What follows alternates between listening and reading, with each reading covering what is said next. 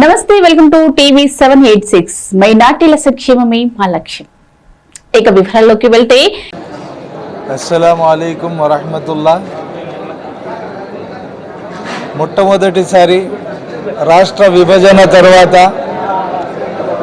ఎంత మంచి సౌకర్యాలు కలిగించి హజ్ యాత్రికులకి హజ్ కొరకు పంపిస్తున్న మన ప్రియతమ ముఖ్యమంత్రి వర్యులు నారా చంద్రబాబు గారికి ధన్యవాదాలు ప్రతి ఒక్కరూ తెలుపుకుంటున్నాం.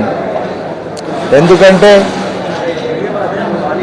ముస్లింలకి, ముస్లిం సమాజానికి ముందు నుంచి ఎవరైనా చేశారంటే అభివృద్ధి, సంక్షేమం ఏ పరంగా కూడా అది నారా చంద్రబాబు గారి వల్లనే దక్కింది మైనార్టీలకి. గతంలో ఉమ్మడి రాష్ట్రంలో నాంపల్లిలో బ్రహ్మాండమైన 11 అంతస్తుల హజ్ హౌస్ నిర్మించిన ఘనత నారా చంద్రబాబు గారికే దక్కుతుంది. ఆ తర్వాత కడపలో విభజన తర్వాత బ్రహ్మాండమైన హజ్ హౌస్ నిర్మించిన ఘనత నారా చంద్రబాబు గారికి దక్కుతుంది. అతి త్వరలో విజయవాడలో బ్రహ్మాండమైన హజ్ హౌస్ నిర్మిస్తానని హామీ ఇచ్చిన ఘనత నారా చంద్రబాబు గారికే దక్కుతుంది.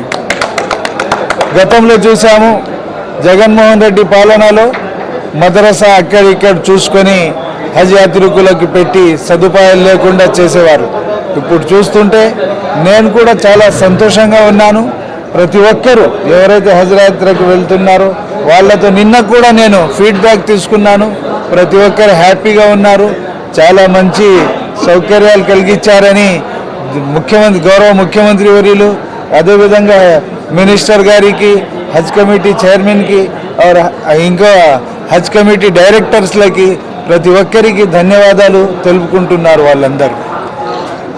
నేను కోరేది ఏమంటే, ఎవరైతే హజ్ యాత్రికులు హజ్ యాత్రకు వెళ్తున్నారో వాళ్ళందరూ మన గౌరవ ముఖ్యమంత్రి కొరకు, మన రాష్ట్ర కొరకు, రాష్ట్ర ప్రజల కొరకు, దేశం కొరకు, ప్రపంచం కొరకు ప్రతి ఒక్కరూ డెవలప్ కావాలి, శాంతి కలిగించాలని దువా చేయాలని నేను రిక్వెస్ట్ చేస్తున్నాను. Thank you. సో ఇవ్వండి ఇవాళ బులెటిన్ అప్డేట్స్. మరో బులెటిన్ అప్డేట్ లో మళ్ళీ కలుసుకుందాం. అంతవరకు చూస్తూనే ఉండండి టీవీ 786.